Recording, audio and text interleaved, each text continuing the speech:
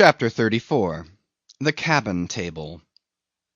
It is noon, and Doughboy the steward, thrusting his pale loaf-of-bread face from the cabin scuttle, announces dinner to his lord and master, who, sitting in the lee quarter-boat, has just been taking an observation of the sun, and is now mutely reckoning the latitude on the smooth medallion-shaped tablet reserved for that daily purpose on the upper part of his ivory leg. From his complete inattention to the tidings, you would think that moody Ahab had not heard his menial. But presently, catching hold of the mizzen shrouds, he swings himself to the deck, and in an even, unexhilarated voice, saying, "Dinner, Mr. Starbuck," disappears into the cabin. When the last echo of his sultan's step has died away, and Starbuck, the first Emir, has every reason to suppose that he is seated, then Starbuck rouses from his quietude, takes a few turns along the planks, and after a grave peep into the binnacle, says with some touch of pleasantness, "Dinner, Mr. Stubb," and descends the scuttle.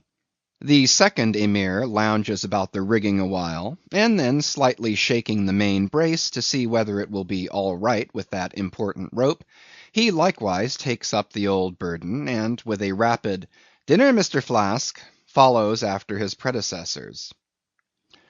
But the third Emir, now seeing himself all alone on the quarter-deck, seems to feel relieved from some curious restraint. For tipping all sorts of knowing winks in all sorts of directions, and kicking off his shoes, he strikes into a sharp but noiseless squall of a hornpipe right over the Grand Turk's head, and then by a dexterous sleight, pitching his cap up into the mizzen-top for a shelf, he goes down rollicking, so far at least as he remains visible from the deck, reversing all other processions by bringing up the rear with music. But ere stepping into the cabin doorway below, he pauses, ships a new face altogether, and then, independent, hilarious little Flask enters King Ahab's presence, in the character of Abjectus or the slave. It is not the least among these strange things bred by the intense artificialness of sea usages, that while in the open air of the deck some officers will, upon provocation, bear themselves boldly and defyingly enough towards their commander, yet 10 to 1 let those very officers the next moment go down to their customary dinner in that same commander's cabin, and straightway their inoffensive, not to say deprecatory and humble air towards him as he sits at the head of the table, this is marvellous, sometimes most comical. Wherefore this difference? A problem? Perhaps not.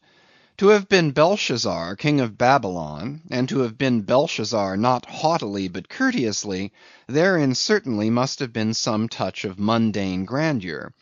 But he who, in the rightly regal and intelligent spirit, presides over his own private dinner-table of invited guests, that man's unchallenged power and dominion of individual influence for a time, that man's royalty of state transcends Belshazzar's, for Belshazzar was not the greatest.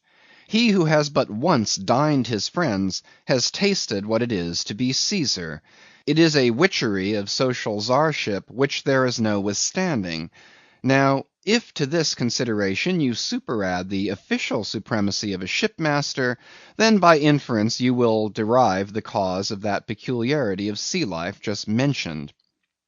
Over his ivory inlaid table, Ahab presided like a mute maned sea lion on the white coral beach, surrounded by his warlike but still deferential cubs.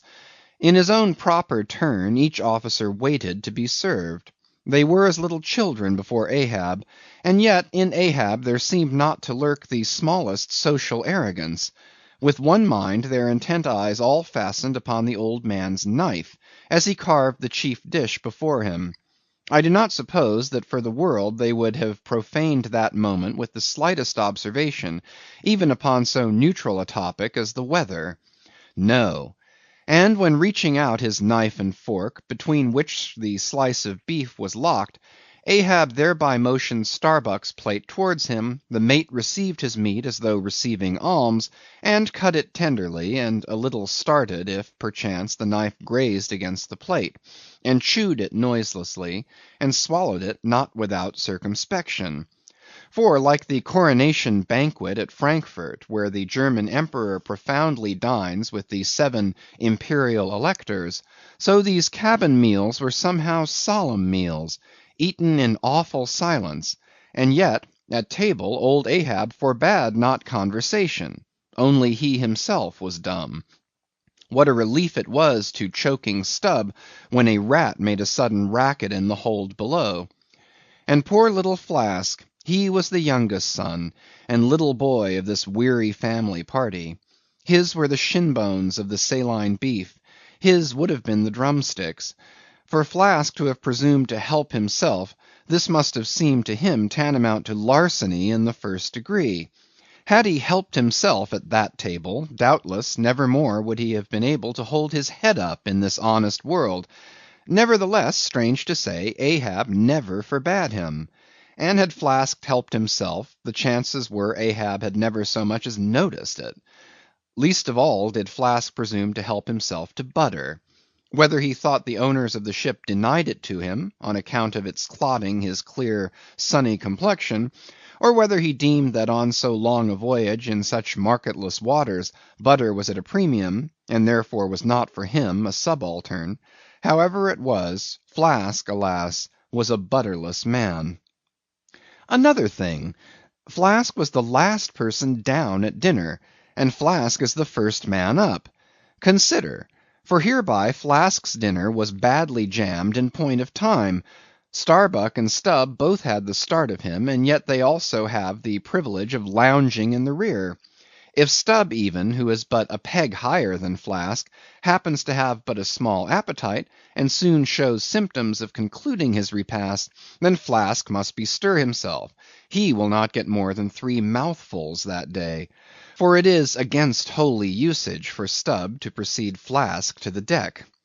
Therefore it was that Flask once admitted in private, that ever since he had arisen to the dignity of an officer, from that moment he had never known what it was to be otherwise than hungry, more or less. For what he ate did not so much relieve his hunger, as keep it immortal in him. Peace and satisfaction, thought Flask, have forever departed from my stomach. I am an officer, but how I wish I could fish a bit of old-fashioned beef in the forecastle, as I used to when I was before the mast. There's the fruits of promotion now; there's the vanity of glory; there's the insanity of life.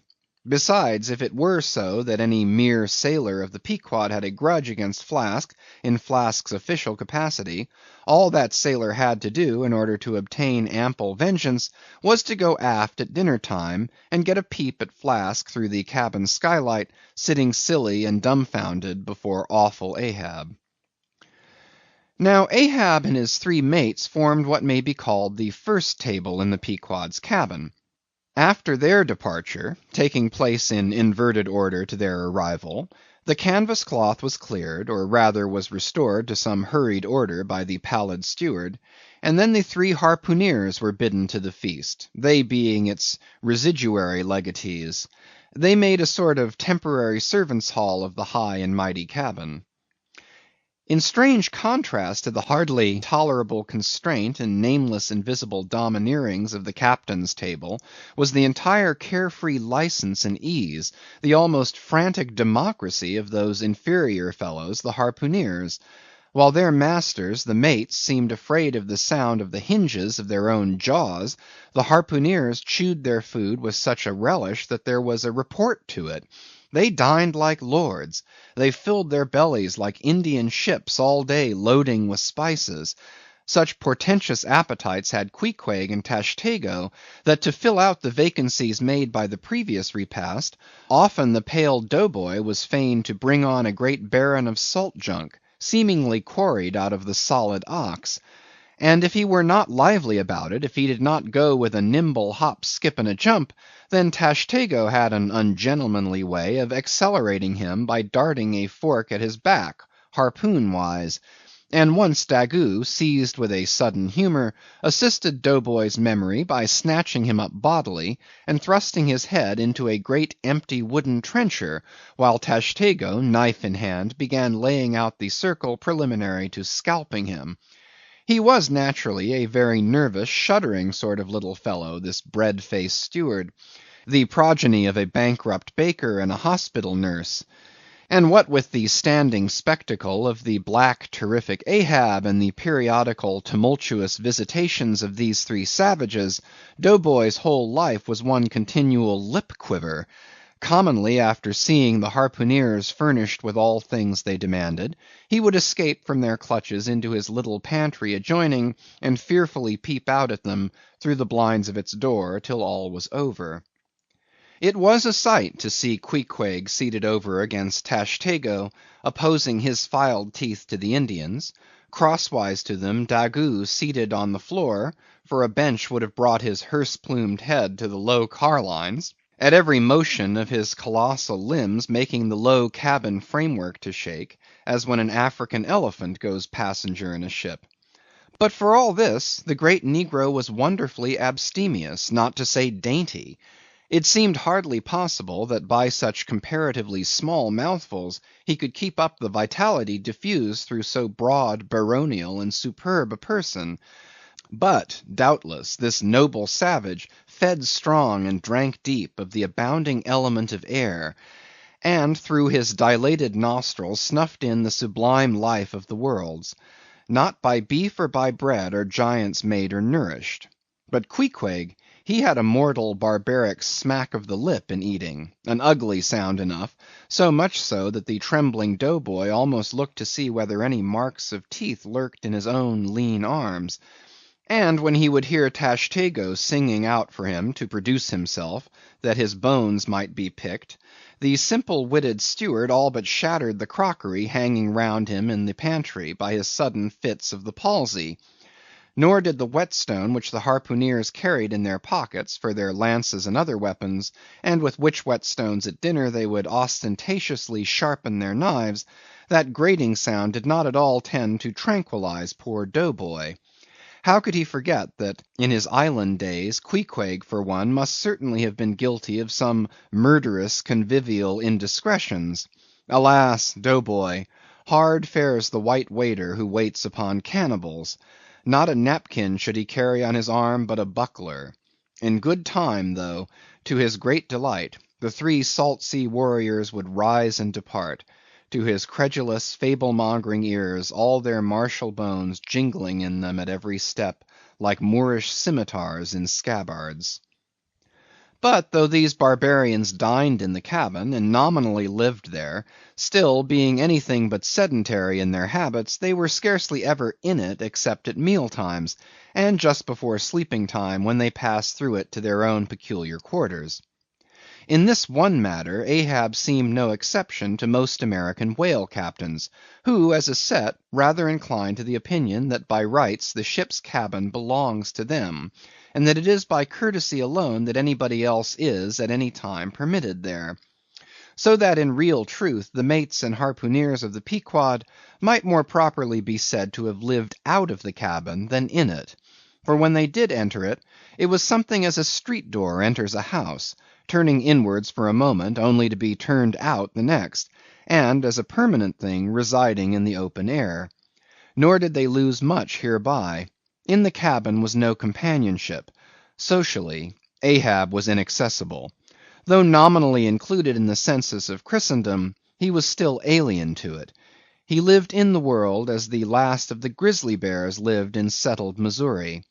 And as when spring and summer had departed, that wild Logan of the woods, burying himself in the hollow of a tree, lived out the winter there, sucking his own paws, so in his inclement, howling old age, Ahab's soul, shut up in the caved trunk of his body, there fed upon the sullen paws of its gloom.